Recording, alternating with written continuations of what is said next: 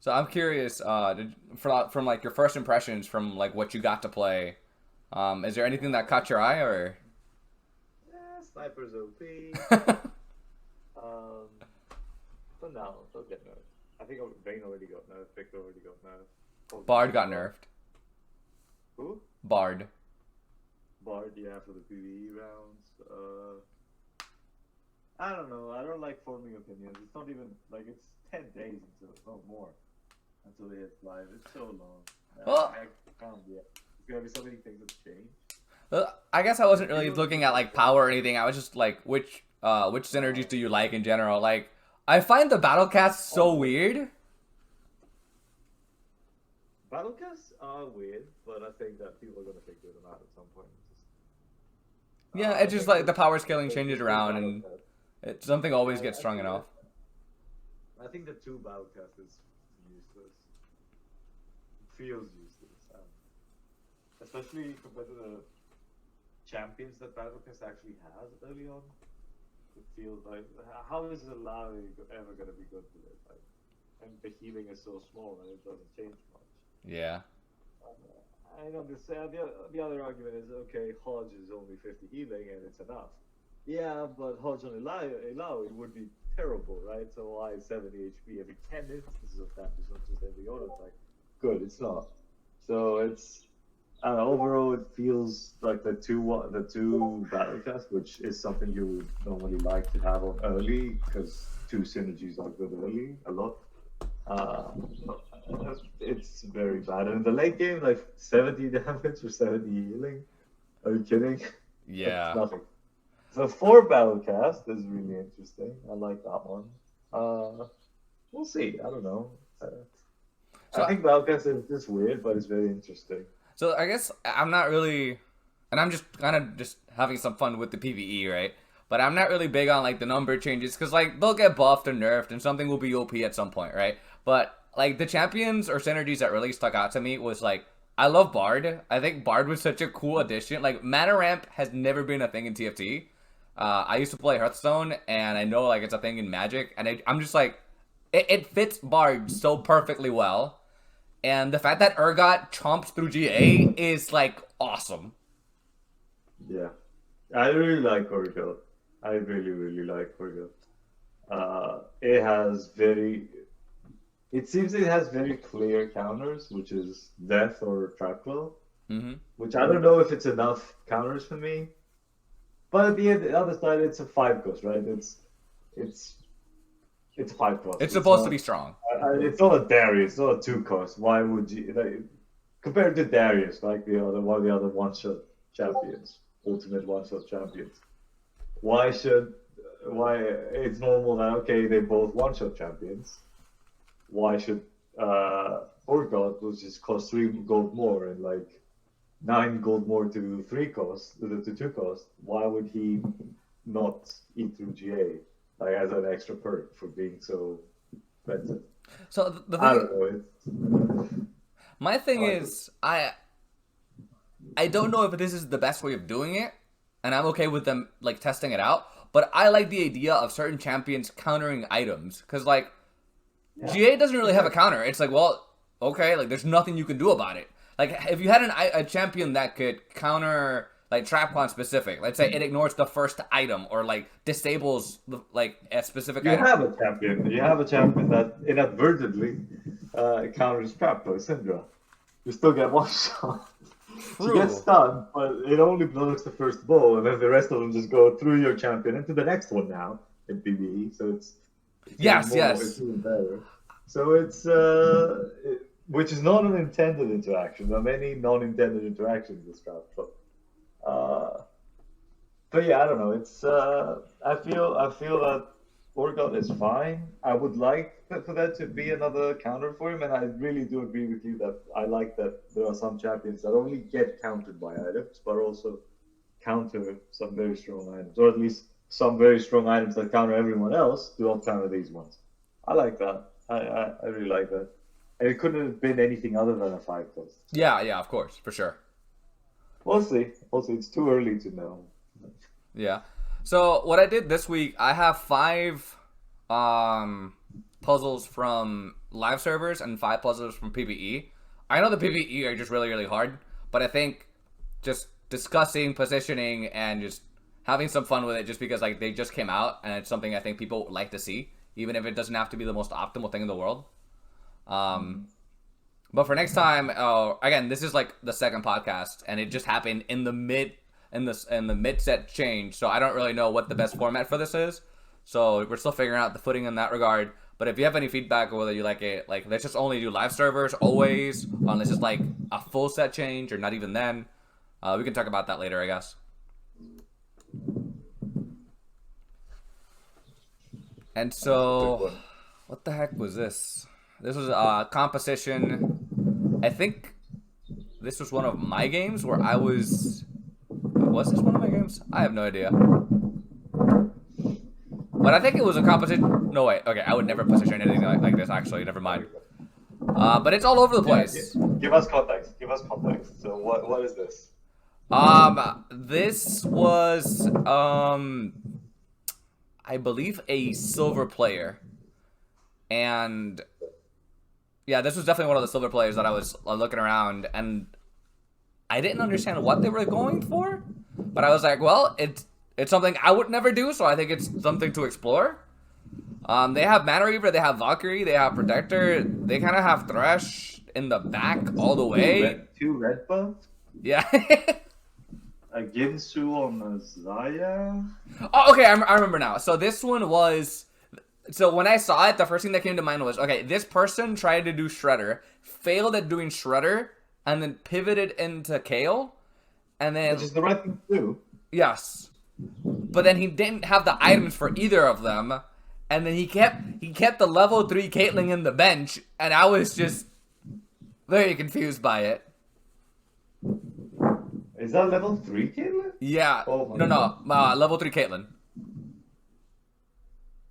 Like, she's on the bench. I mean, Thresh might pull her, and then she will only need like 10 auto attacks until she ults. True, but if you were gonna do it like that, then you gotta sell all of your bench, right? Like, it's just he had the Gwinsus on the Zaya on the bench as well. I don't know, man. It just this whole thing just it seemed all over the place, and I was like, well, maybe this is a good one. Two two-star Irelias as well. Wow. Yeah. Mm-hmm. Okay, so what would you do here? Man, the awkward thing with these ones for me is I would never be in this situation, right? Because obviously, but let's fix it. I feel my biggest issue here is the lack of commitment. The person wanted to do Shredder and didn't hit, and so he pivoted. He hit Kale's. I mean, he hit Aurelius, but he didn't hit Kale's. So just with what we have, I would not prioritize the Valkyrie trait just because I have a one-star KO.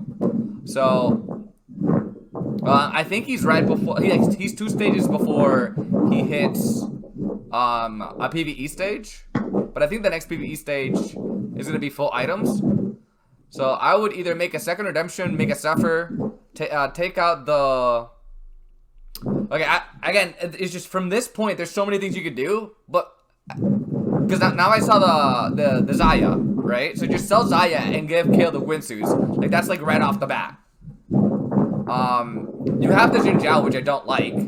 So I would put in the Kassadin, just because, like, I like Kassadin as a unit. I would sell the Aurelius. Probably put in the... I don't know. It just, honestly...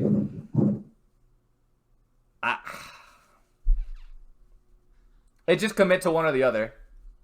And at this point, I would just be very confused because, like, I want to get the value off of the 3-star. I'm never hitting Jarvan at this point.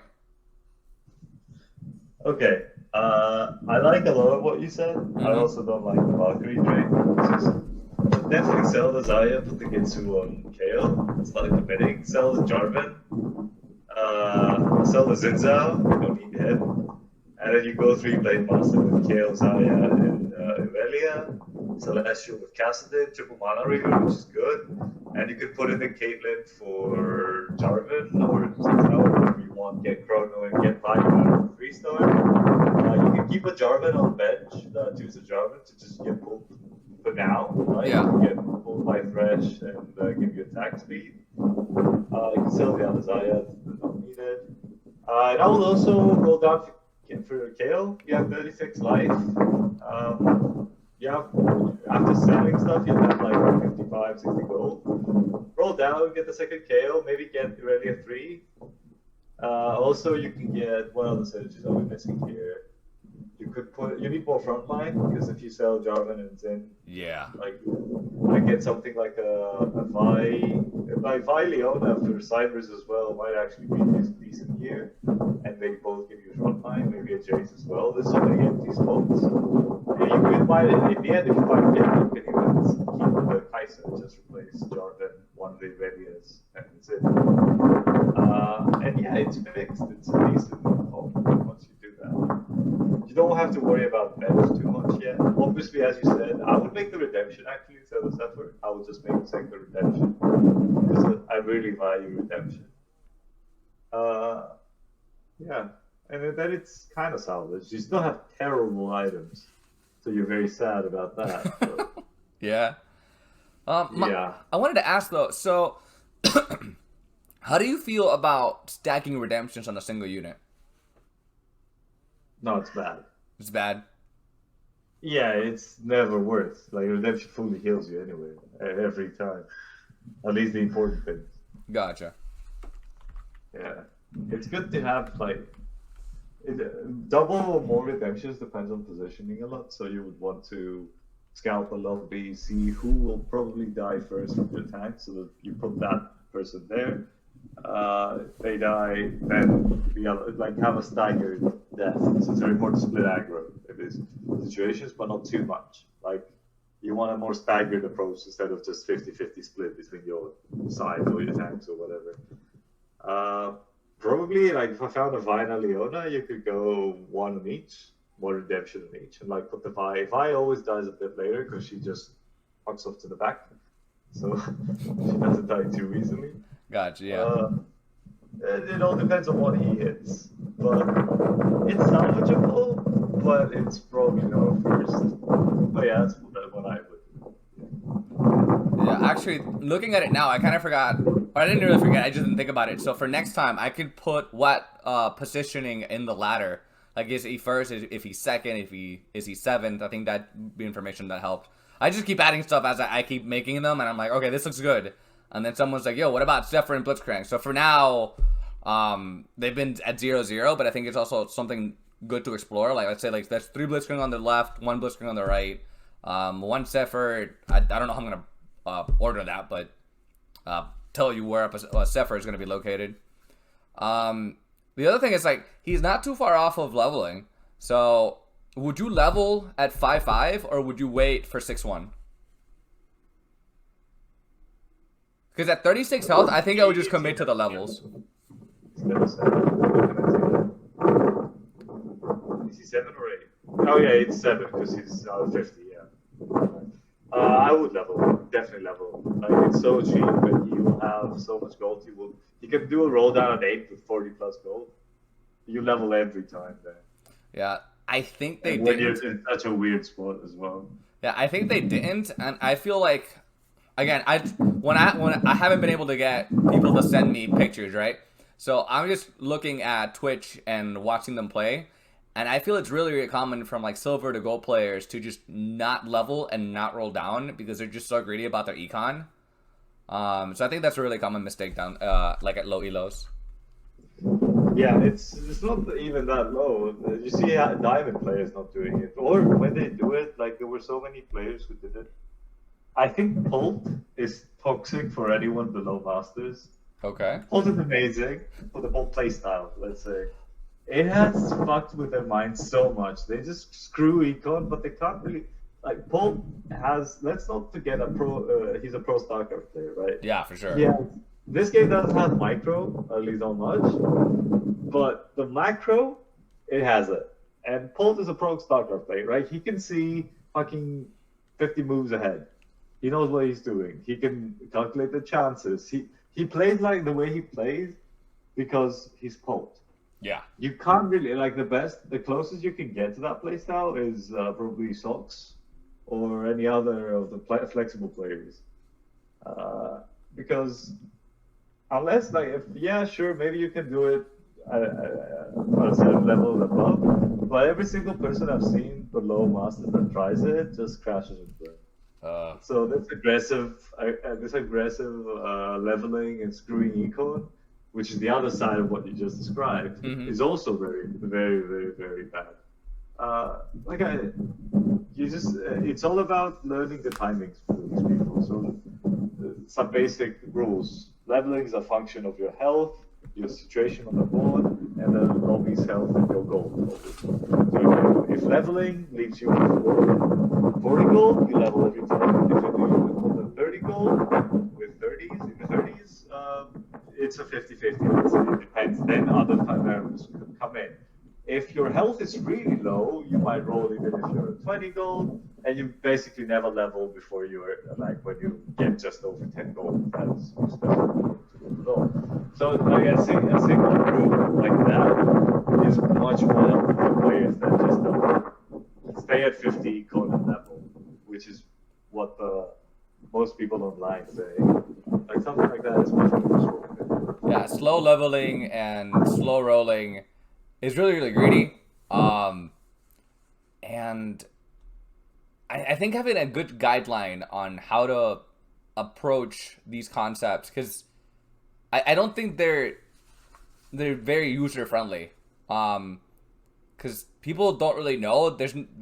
Again, I think the auto chess concept isn't particularly old, so I feel people overall still starting to get used to understanding the power difference or the important. Like, I'll see boards of people having full 1 stars and 50 gold, and I'm like, dude, you're gonna lose so much health for that just because you're trying to econ and you're not like between the strength of your board, your health, and your level. You have to take all three of them into consideration in order to make your decision, not just your gold. Like then you're just being Yeah. greedy. No, I mean, but whenever I have to teach this, like my first question is, "Do you play Hearthstone?" And they say yes, usually, because pretty much everyone has played a bit of Hearthstone. And I'm like, great. So you know in Hearthstone, health is a resource. It's a resource in TFT as well, and it's very important. Just as in Hearthstone, it's when you live or die. Do not treat health as something important only when you have less than 40 of it. Because that's what they do, right? It's Mm-hmm. I'm fine, I'm fine, I'm fine, I'm fine. No fuck, I'm 40 health, I'm gonna die. Yep. No, you should say, oh fuck, I'm 98 health, I'm gonna die. Like the clock starts ticking when you lose any amount of health. It's like life. Yep. Time starts counting when you're bored, not after you're fucking 70, right? So you gotta start panicking or thinking about it Yeah. as soon as you start losing it, or even before. Just try to find ways to not lose it. It's just So yeah. I think I said it before, and I'll probably keep saying it. I like sailing, and it's a matter of knowing where you're going. If you're out at sea and you know where you're going, you're fine. The second you don't know, you're completely lost, and that's when panic generally sets in. But if from the get-go you're seeing what you get, you have a train of thought, you're letting the composition and the units that you're hitting, the items, and everybody in the lobby decide where you feel comfortable playing at, what you know is viable, then you're gonna be in a significantly better spot. Then you're like, okay, I hit 4 Zayas. I'm playing Shredder. That's it. Like, so just don't close your eyes and just again, it's just I feel this game is very easy to describe, but there's a lot of depth to it, and that's why I wanted to make the instruction manual, because there's nowhere out there where you can like break down all of the different aspects to understand like all the fine little details to it, at least in my opinion. Then let's check out the next one. So this one was for itemization. This person made Shojin's, Morello, GA, had a Kai'Sa with a sword, had a little bit of a wonky positioning, but I think almost all of them are always going to have wonky positionings. And what would you do here, I guess, as a good approach?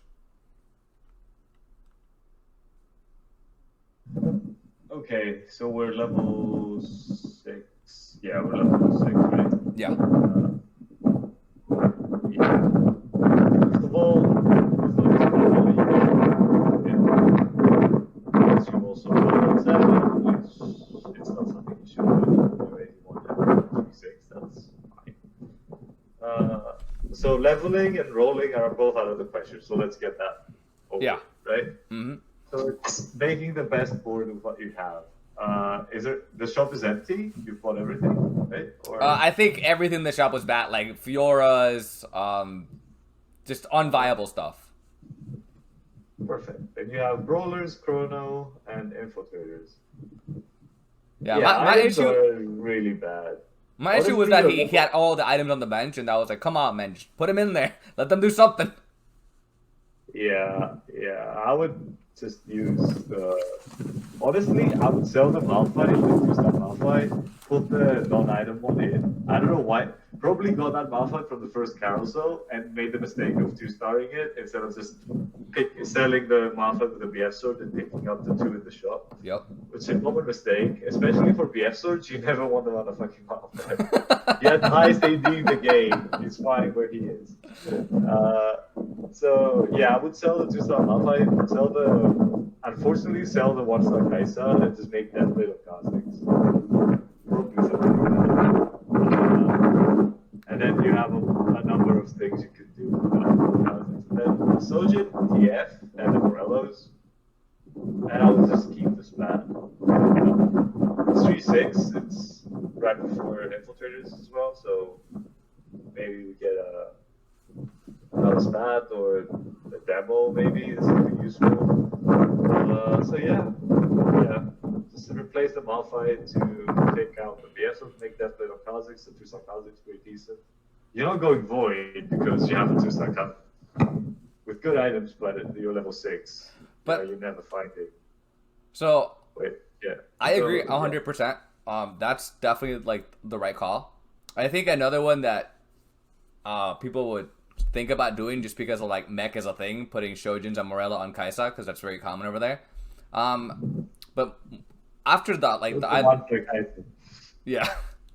TF is an amazing Sojin and Morello user. Yeah. I would position him better, obviously, but other than that, it's if you're putting Sojin Morello on a 1-star Kaisa, you're trolling.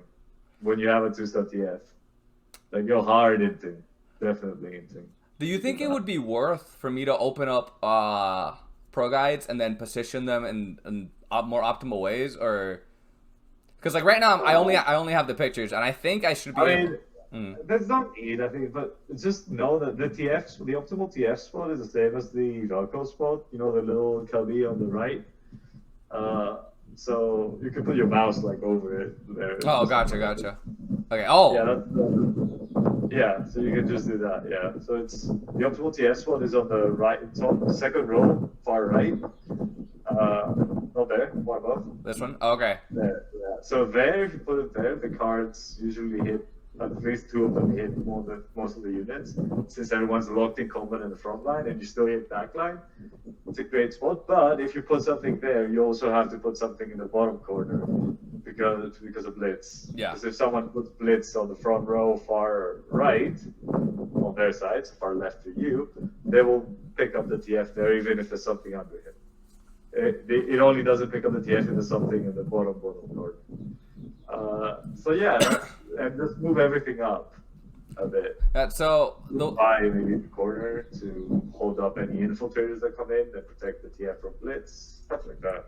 So then, would you put your blitz here, Malphite here, Vi here, and Kha'Zix and Kaisa, I guess, here? Yeah, somewhere. Yeah, maybe something like that. You could backline everything. Depends on how many infiltrators and stuff are in your lobby.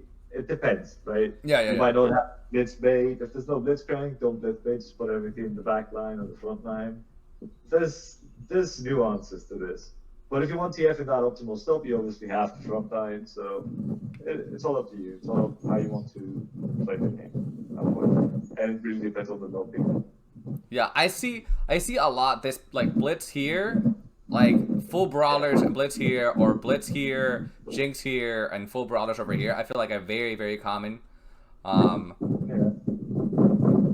honestly, I feel like they're so common they could honestly just have a name for that positioning. So the thing is here. I know that's a vocal spot for you. Yeah. Yeah, Zion. we can call this the Volkov spot, and this is like the Jinx spot. Yeah, maybe. So my outside of itemization with this one here, it's so awkward because then you're just playing for like flat void brawlers, right? Because you didn't hit Kazakhs, so you can't do Kaziks, and everything's 2-starred. You're at 3-6. Like, how do you win this game, or how do you top 4 it?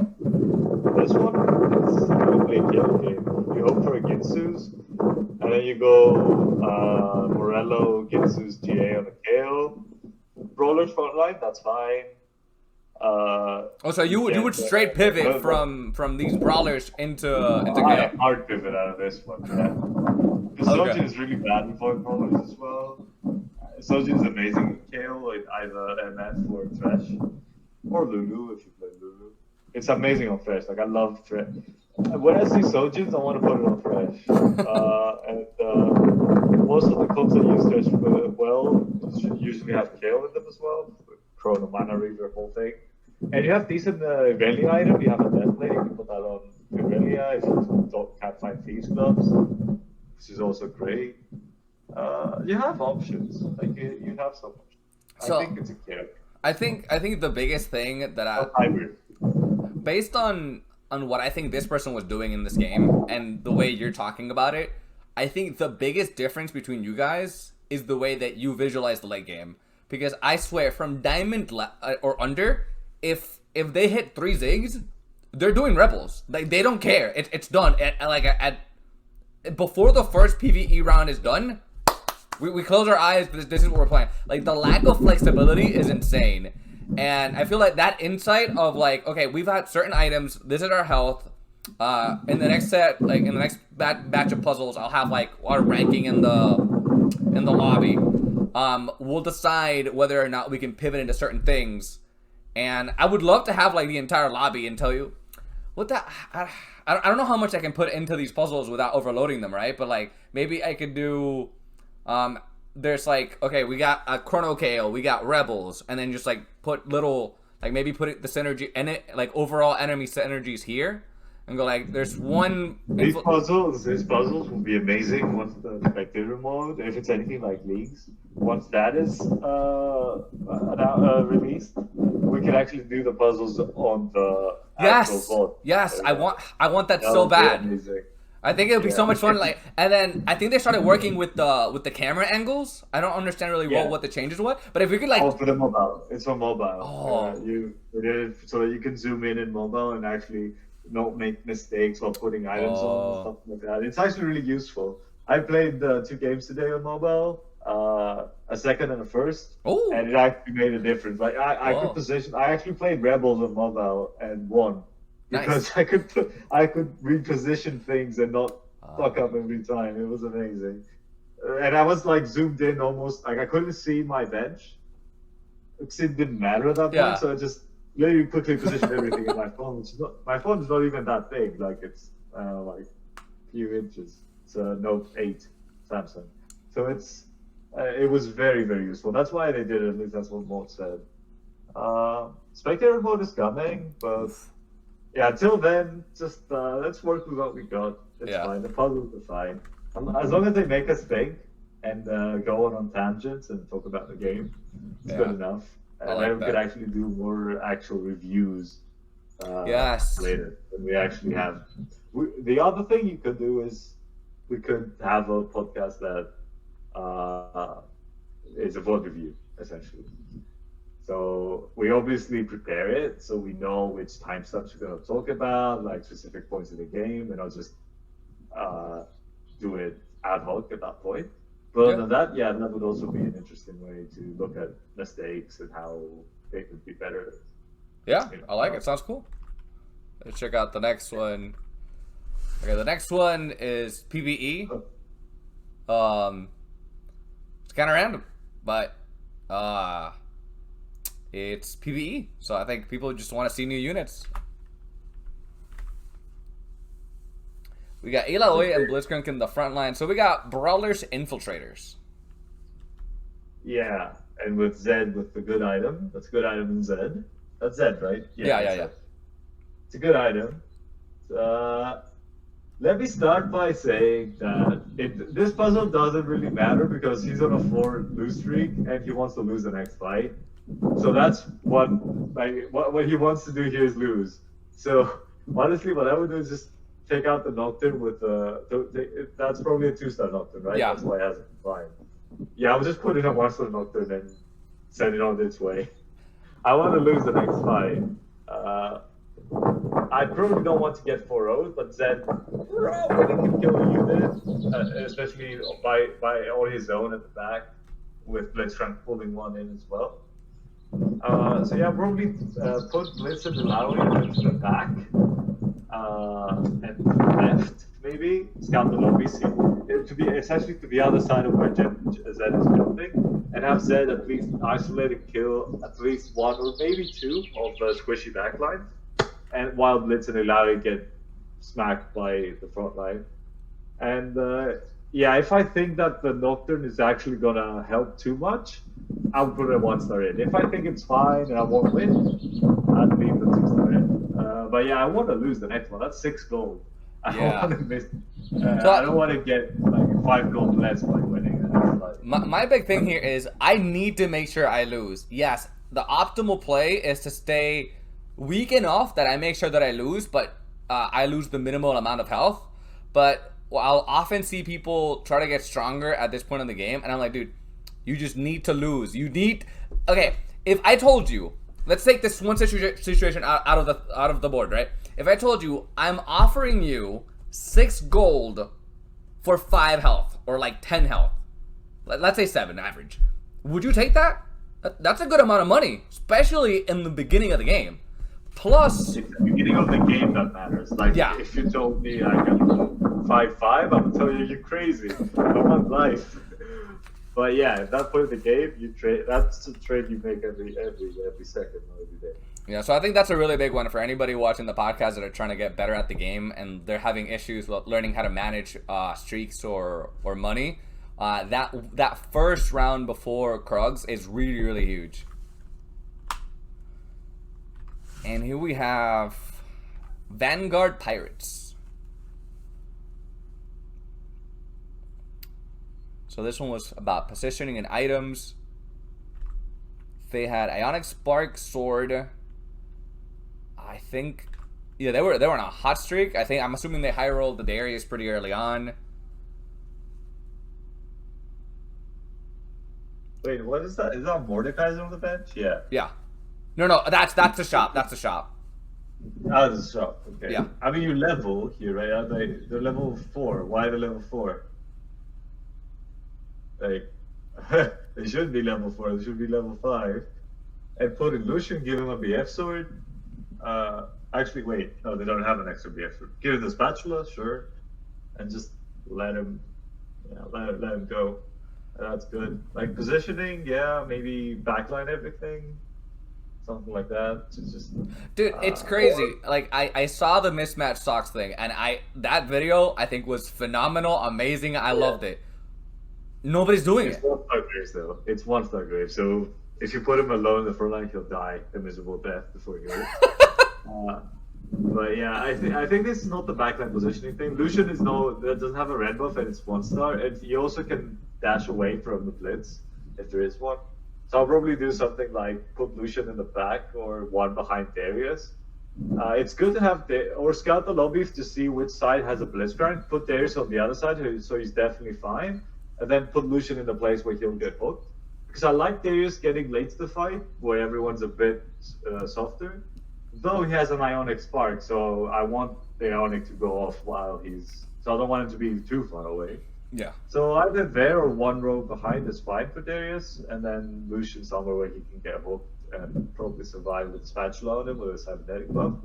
But yeah, having a 4 win streak at 2-5 and not leveling to 5 before that is so true. So it wasn't intended, but I think it's perfect, right? Because this is the total opposite of the other one, where we wanted to lose. And this one, we're like, wait, we have 30 gold. they told us not to level, so I want to keep my money because that's what I see all the pro players do. They're just hitting that 50 gold cap as soon as they can. So in this one, because you're winning, it's just rolling or leveling is not based only. You don't get cyber, so there's no point to put the special on Lucian even, so it's fine. Yeah, but I forgot. okay. But yeah, you put him in, obviously, but you don't need to give him the spatula. And also, if it doesn't cost you econ, you buy the 2 mods on the shop and put one of them in instead of Poppy. Or you can even put both of them in, but you lose Vanguard. So I love Mordekaiser though. Like I personally think Mordekaiser is really strong right now, and I don't see anybody talking about it. Mordekaiser without Vanguard is bad though. He doesn't even know. So you want Vanguard in. Yeah. Poppy is better than Leona. So yeah, you probably want like if it doesn't cost you econ, you buy the Mortis. Because you get a 2-star Mord going to 3-1. That's pretty good. Yeah, so it's a good last you a while. My thing here is if it only costs you 1 gold to level, get better percentages, make sure you win the next fight, keep your streak going into 2-6. I think that's pretty good. I think that's worth the investment. What do you think? I mean, you should. You mean the board? Yeah, it's just. I think there's multiple things, right? Because also, I personally. Leveled. The thing is, he should have leveled. Like you can't be you can't green levels when you're win streaking at the second stage. That's right there. He's lucky. He got lucky winning that 4th fight. He got so lucky, or she. So, I love the way that you phrase that though. You can't get greedy when you're win streaking at this stage in the game. At stage 2, boys, this is something like that's what we get like macro wise from this puzzle. So if you add all of the concept that we learned from every puzzle, I think you're definitely going to improve at the game ideally, right? And looking at here, I'm just curious about your opinion. I don't like putting the Leona and the Poppy together on the left and then leaving Graves on the right. I like having my Vanguards more split up because they're designed to be able to take the damage. And I can make sure Graves, because again, it's going to be more optimal based on whether or not we know the boards. And this is more of us thinking, this is more of a generalized board. I can't really tell you what he's fighting against. But on average, because I don't know if the enemy's full left or full right, I would rather have my Leona traded with my Graves. What do you think about that? Does that make sense? I just don't want the Darius to move, like the Graves to die instantly, and then the Darius to move in and just get eaten. Yeah. So yeah, you either split them or you put them like tightly knit together, or if the lobby is to the left, your left as a player, then it's fine as it is. Maybe Graves a bit to the left. So yeah, I think actually Graves 1 to the left is better no matter what. Because he gets aggro, and then Darius walks up from the side, so there's a bit more time, but he's still in Ionic Spark range, and he doesn't get aggro from all of them, so they're hitting Graves. Then some of them will move over to Leona, and some of them will, or Mordekaiser, and some of them will move down to Darius, so there's not... Darius and Morde, after the Graves dies, Darius and Morde will split aggro, so Darius will be fine, and Lucian will still be pew-pewing the backline, so yeah, I think just move Graves 1 to the left, and you should be golden. Yeah, I think what this person was thinking, like, he wanted that little space for Darius to walk in, and they didn't even think about Darius just walking through the side, kind of thing. Which makes sense. I understand where they would be coming from, but this position just sounds significantly more optimal. But before we go to when you leave a little corridor for the unit to go in, many people don't consider that the units that are hitting the unit on the right, when they die, when the unit dies, all of them are gonna move on to your little corridor unit. It's fine when it's Aurelia, for example, because Aurelia dashes around. It's not okay when it's Darius. Darius is gonna stay there, and he's not gonna like it there when there's like the people who killed Graves are gonna smurf all over him. Yep. So yeah, you'd rather he just goes around the back like rogues do, and just take aggro from 1 unit instead of 2. Mm-hmm. So yeah, it's probably better. And because Ionic Spark also is 2 nexus, so It's not everything. Many things are still in range, so he's fine. He's getting value out of it. So this one, I have a few of them from Hyperdense Galaxy, so there's gonna be a good amount of funds. This is interesting. This was itemization, man. It throws me off how often I see bad itemization on low elo, and I think the itemization cards that I'm thinking about, just putting them out there for people to know like which items you should put on every unit, might be overkill for anybody that's, let's say, like diamond, plat, masters. But I see this and I'm like, but why? It's just, are you just autopiloting? Because I think that's what it is. You're just, oh, I hit an item, he's a 2-star, I'll just slap it on him. Yeah. Oh, Blitz is holding items to Jinx, which I don't know why, because why do you have 2 red buffs? That's useless. And you don't even make red buff and Morello. Why would you make 2 red buffs? It's very bad. Deathblade's great. Deathblade is great in Rebels, so good. Lucian should be the item holder. Yeah. Rumble. Mm-hmm. Why is there a 1-star Malphite instead of a 2-star? Or is that just a? I think I forgot that one, but I think it was 2 stars. Yeah. Yeah, he was going for 3-star Malphite. Like the Zizuro Malphite is a good one. Is a Yeah. good slap. Very good slap. 19 health. Yeah, this guy's gonna die. Yeah, that was the big one. He is, that's 3, 5, 6. He's level 6 at 4-7. 3-star Soda is a colossal money waste as well. It is so bad.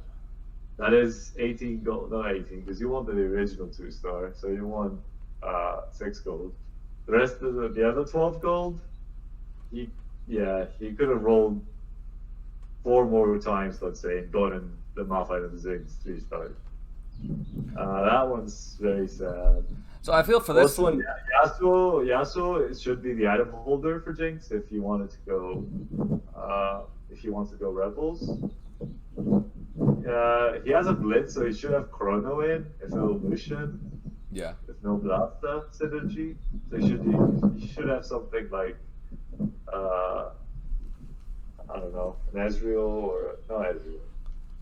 Something else anyway. And Caitlyn maybe with those items. Even Caitlyn could use those items. I think it's And then the crowning achievement is No. Sojins on Ziggs it's a simple math problem. Like I see people in They just don't think about it. On our proguides YouTube videos, they say, "Oh, Sojin on Lucian, that's this, right?" And I'm like, "Okay, Lucian has 25 mana. Sojin gives 18% of your mana back. Can you please do the 25 times 0.18? Tell me what's that number?" They come back, they say it's like 7, I think. Okay, every time you auto attacks, you get 7 mana back.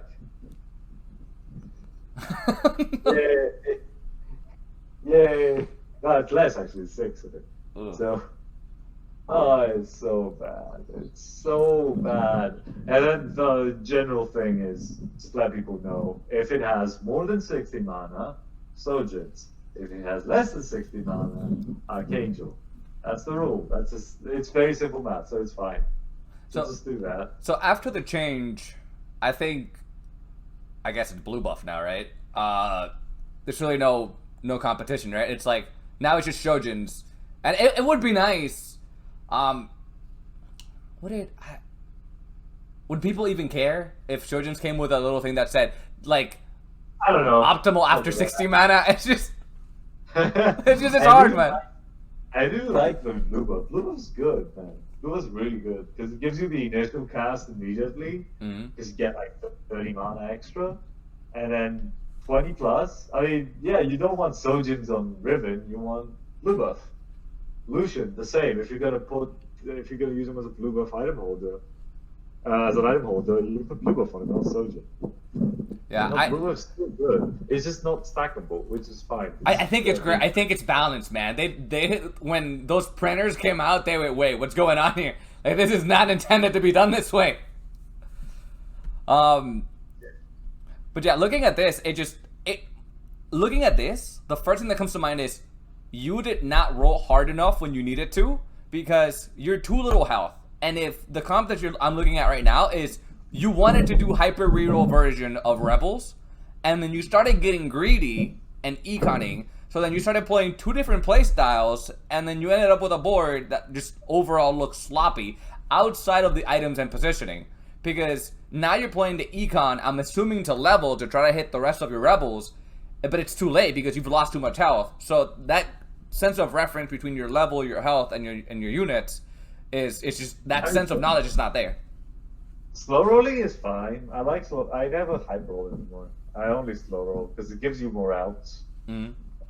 So I think someone did the math on the Socks also. Bestman Socks wrote a small Python script that calculated, at least when you're not contested, calculated the chances about and pretty much said, okay, slow rolling is a better chance of you to get your stuff, and because you roll more. But other than that, I think that the slow rolling just gives you so many more options. For example, you go Shredder, you don't hit, you can go Rebels or Golden Blasters or Irelia carry with Last Whisperer, definitely. You don't hit Ziggs, you can go like again some sort of Golden Blasters with Archangels on F or something. You got options, man. Yeah. You don't have options with hyper rolling. You hit or you die. It's like Game of Thrones. I don't like that. So I don't like. I like what you're saying, and I agree. My issue here is generally these are low elo players, so they don't know their options and they don't know how to pivot at all. And the second thing is, I had a second thing, and it was, man, give me a second, I'll get it right back. No, wait, you okay? Oh, wait a minute. Well, he comes back, I guess I'll try to think about this real quick. Can you hear me? Okay, I can hear you.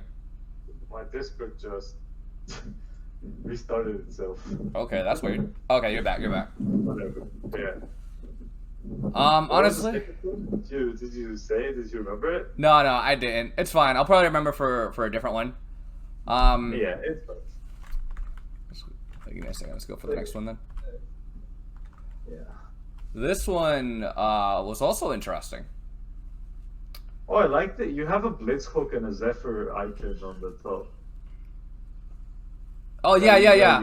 I haven't been able to use them because like I made these on like Friday night. I was just rushing. Yeah. But I'm trying to get more.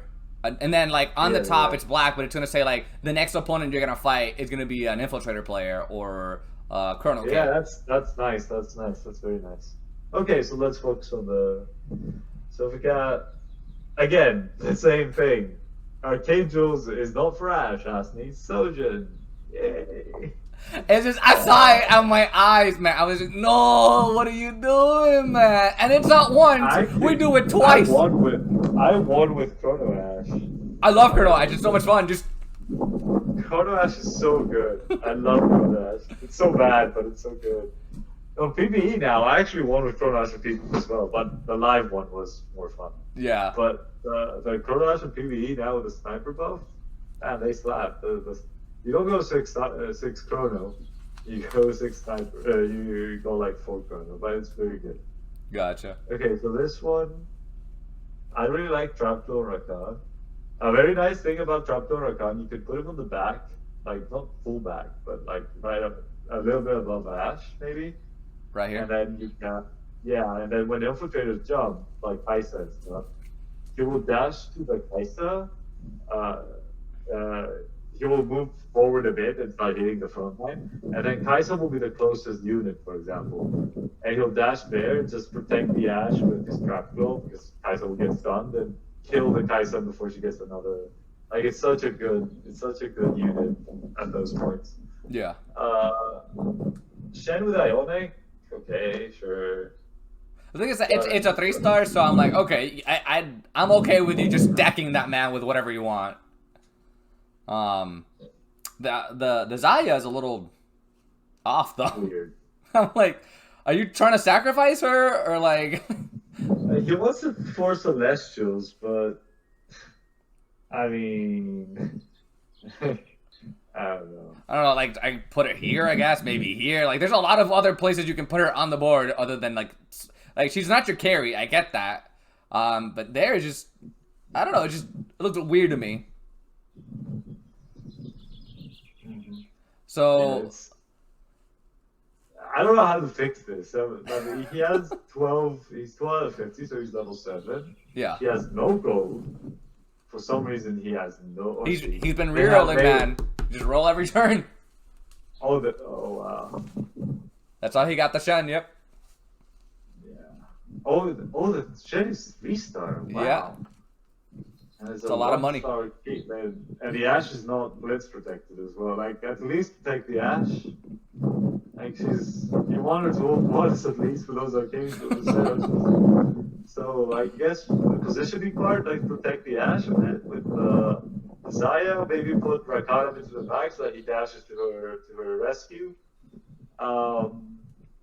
Caitlyn, just move her around so that for important targets. She's just 1-star. Don't optimize the sniper positioning. If you think you're gonna go Relia, Nico her for the love of God. You have no items, so probably don't. But it might save you HP. 5-5 and 36 HP. How did he get to 5-5? I don't understand. Anyway. So you bring up again a good point, and some of these like I think about, but I like you bring them up. The double Nico is just people for me. It just feels like okay, we're always double Nicoing a 5 cost. Like Nico versed, I want a level 2 Gangplank, I want a level 2 Misfortune. It's okay to Nico. Use 1 Nico on Aurelia here in order to preserve health. Like I think that's a big thing that also does not get done as often as it honestly should be. I think it's a little too late to pivot. Like it's just this is the comp that the man decided to go, and this is what we got. So I don't think there's much that we can really do about it. I think he was trying to do 3-star Rakan or 3-star Ash. Maybe. You don't have any money though. It's just you can't aim for 3 stars if you don't have money, and you committed to the 3-star Shen, which it's not your carry. It's okay to go for the Ash. It's just don't put arcade setups on her. Like get the Sojins. So he obviously they obviously went for tiers on the carousels. Go for BF swords and make the Sojins. If that Ash had 2 Sojins, that would actually be a fairly juicy build. That'd be fun. Like with some potential at least. So this one was close, right? This was one of the with very minor tweaks here and there throughout the entire game. I think that they would have been better. Actually, I totally forgot. I kind of wanted to I guess try to rate them. I don't know if it's something that we could do. Cause I got the rating system and I thought we could put because I'm thinking about putting the full description on all the puzzles on the description in the YouTube video. This one is again PvE. I know that's not necessarily your jam, but I saw it. Hey man, it's a Gnar. It's Gnar, Astra, Nautilus, Teemo, and Bard. Cool stuff, man. Oh, they got Astro. Astro's so good.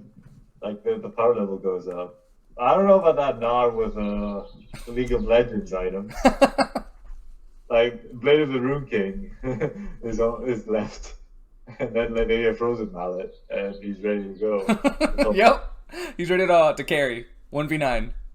Yeah, I don't know about that. I like the front line's good. Like 4 Vanguard is really good, even with 1-stars. He's farming XP with that Bard. He's high rolling Nautilus for some strange reason. No need for that. He has 4 Astro, which is I don't know why as well. Like the Teemo is super out of place in there. Like, the Teemo is I'm okay with him not selling it, with them not selling it, because maybe like they want to go for a sniper build. Uh, but I would definitely add something else. I don't know. Maybe what can we put it in? Cybers? Cybers. No, I think he Maybe a has. Vayne. Do he have cybers already? No. So I think he could Okay. also he could try to like take out the Aurelia and then put in the KO. I mean the Caitlyn. He could switch out Yeah. Teemo for Nautilus for more frontline. Yeah, there's a lot of stuff they can do. I would put Wukong into the Jace as well for Chrono. Like, yeah, I think the Caitlyn and the Wukong add instead of Irelia and Jace. And then take out the Teemo for. I mean, you can keep the Teemo. Like, he has Astro. His Mushroom Satellites will fire off more. Mm-hmm. And he'll do a bit more damage with Caitlyn in.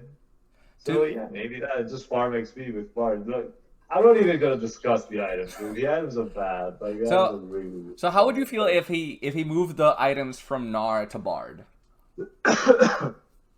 um, you don't get extra mana for Hurricane, so Hurricane's useless.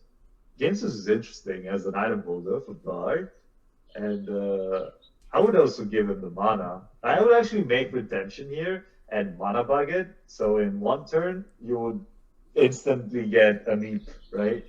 You instantly get XP because of the Redemption Slam. So that's the way I would play the next one is take Wukong instead of Jace, Caitlyn instead of Irelia. I don't know why he has a second just on Nautilus, whatever. And then just slam the Redemption on Bard as soon as the round starts. Maybe make the Zephyr on Leona as well. There's some attacking items, and you probably get some more from Raptors. Yeah, wait. 1, 2, 3, 4, 5. Is it a phone galaxy? Yeah. Yeah, right. Okay, so that doesn't count. So 3, 7, 8 items. So you're getting 3 or more items from Raptors. So you're good. You're probably gonna get another attacking item. Belt doesn't really make any decent ones besides Morello's. Yeah. Tears, same for Tears. So yeah, I think I would slam everything. Make sure I get a win streak or maintain a win streak. I don't know if there is one. No, the thing is like Make the changes. this one because I was in PvE and I wanted to like I didn't see a lot of people playing PvE at low elo. I just went into random PvE games and I just took pictures of other players. So some of the information is just not gonna be there. This one was one of the first ones that I made. That's why it's still missing the synergies on the right. It was a random Vanguard Sniper Infiltrator. So they just jam-packed it full of everything. That is really cool. This guy is so strong. Wow. This guy's really strong. How does he have 20? Oh, he's not. He's rerolling, right? So he has no. Yeah. Yeah, rerolling at this point is what takes the direction out of you. Because you're level 6, you should go to 7, and then start rolling a bit. If you want to roll, don't roll at 6. Like you have direction already. You have snipers. You have vanguards. Good enough. Take him level 7, maybe 8. Since you have an 8 win streak, you're so strong. It looks like this guy spent his time. He's level 6 with 10 out of 32 at 3-6. He has rerolled. Yeah. If he has an 8 win streak, he has definitely rerolled. Oh, they have rerolled. So. Yeah, don't reroll. If you're so strong, level, translate it to something. Because rerolling, at its core, is not a 100% chance of you getting stronger. Leveling is, right? At least you get another unit in. So it's a 100% chance of you getting stronger. I think that's a really eloquent way of putting it, honestly. Like the difference between leveling and rolling. So let's see this one. We got more astronauts, man. They liked it a lot. I don't think I have enough battle cast. I think that would have been also pretty cool. I need more variety, but it's kind of hard to get more pictures of just all of the synergies. So this man was playing Vanguard Pirate Astronauts. He had the Shojin on the Bard. That is a good move. Yeah. He's hoping for another Bard so hard now. Yep. I might actually go full tilt and put the Radanodes on Bard as well, but only if he was 2-star. Only if he was 2-star. He's not, so. Yeah. He's got the 2 Vanguards, 2 Brawlers, Astro, and Carries. I mean, that's a decent board, but why is he 45? Is it Little Legends? I Why don't is he think 45 so. with 3-3-4? I think he's just been It's gotta be. getting smacked. No, I think it was getting. Well, actually, yeah, I think I did play I think, yeah, I played 3 little Legend Galaxies, or literal legends, so it might be. I mean, he's definitely getting smashed. Like, we're not debating that, but yeah. No, I'm just trying to remember like which. Again, I play a good amount of games, so it's kind of hard. But I think it's cool.